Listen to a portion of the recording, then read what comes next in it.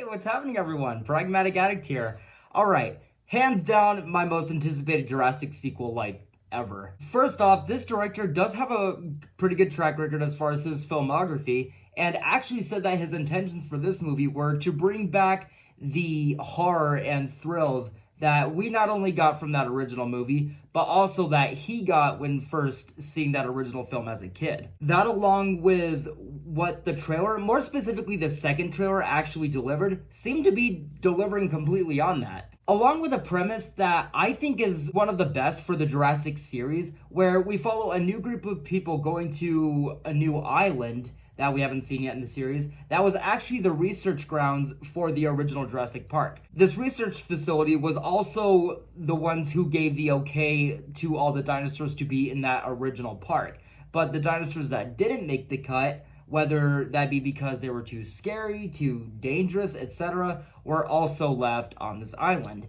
And this group of people is traveling to this island to get DNA from 3 different types of dinosaurs: a land, a water, and air one. Because all this DNA together would be the key to a drug that could save millions of people's lives. I was really looking forward to this film, and now that the embargo has lifted, well, let's talk about Jurassic World Rebirth. So every Jurassic movie opens with that intro, where we see the first death. It sets the tone, and while I think a lot of people will expect the intro we get here, seeing the hint of this in the trailer, yeah, it seemed worthy enough for that intro. But just how quick this intro is, and just the fear factor actually being, well, everything we saw in the trailer, bit disappointing of an intro. I'd actually go as far as to say maybe the weakest intro of the series, and just following this, where we meet our main characters,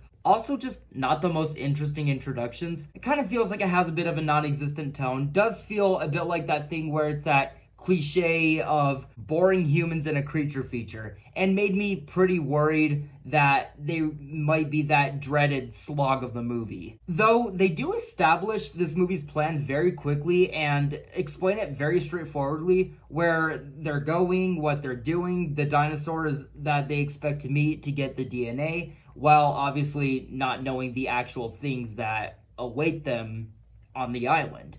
I will say though, although the movie is established quickly and the journey itself starts fast, this is still a 2+ hour movie, and you still get a pretty lengthy character setup. But it's not a complete slog, because there's still enough interesting pace going on to make it feel better than you would normally get sitting through this kind of a setup first. While this is going on long enough, we're actually watching our group of characters on a boat traveling across the ocean to this island, where you never quite know if something dinosaur related may quietly be coming. And just so you guys don't get too antsy, things do happen with enough surprise. And the shots, for example, of the ocean and stuff when it happens remind me a bit of Dangerous Animals' cinematography, just with this being a Jurassic Park movie with its budget, also this being the director of a Godzilla movie. It is entertaining enough, maybe even epic enough, I would say, just also pretty tame as still the first creature feature sequences in the movie.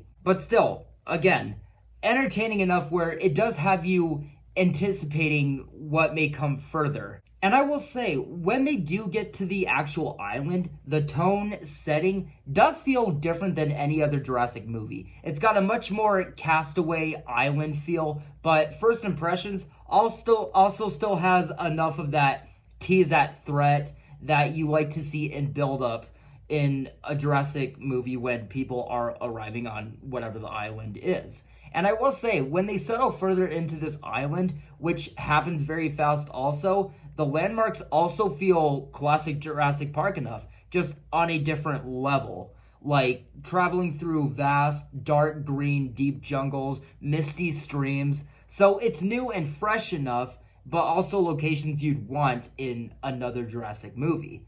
And I'll say, much like the whole ocean act, things happen pretty damn often. Maybe even the most frequent out of the series overall.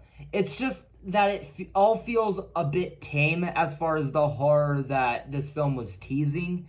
and even just compared to other sequences in the series. But still, plenty of sequences, still entertaining enough, and a solid new setting. But now I want to talk about a big sequence that has been very anticipated. And this is an iconic raft sequence. Apparently this was in the book, in the original novel that people and fans have been wanting in one of these movies for a very long time. Everything from the build up to this scene to like little fan servicey things like a certain dino that shows up, to how the big threat of this sequence comes in a humorous but stealthy sort of way, and also being the first time we actually see this particular threat. It's the first time in the film for me where the film actually had a standout iconic scene. And while this is like maybe halfway or so through the movie, maybe a little bit more, remember, things happen all the time and are entertaining enough. I just feel like this is that first scene that people are truly going to be waiting for. And now I will say, without getting into specifics, the D-Rex, it is not as much in the film as you'll want it to be. Though, when they do actually show this fucker in its full glory, oh yeah.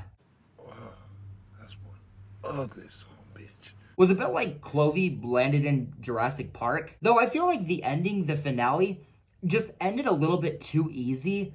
Like, they were like, okay, we gave them what they wanted, enough, right? Things happen pretty damn often, maybe even the most frequent out of the series overall. It's just that it all feels a bit tame as far as the horror the film was teasing, and even just compared to other sequences in the series. But still, plenty of sequences, still entertaining enough, and a solid new setting. And overall, I thought Jurassic World Rebirth was fine. But yes, guys, that is going to do it for my thoughts on Jurassic World Rebirth. When you guys see this film, definitely let me know what you guys thought about it in the comments below. But with all that being said, guys, I'm going to wrap it up here. Thank you guys so much for watching, and I will see you guys in the next video very soon. Take care.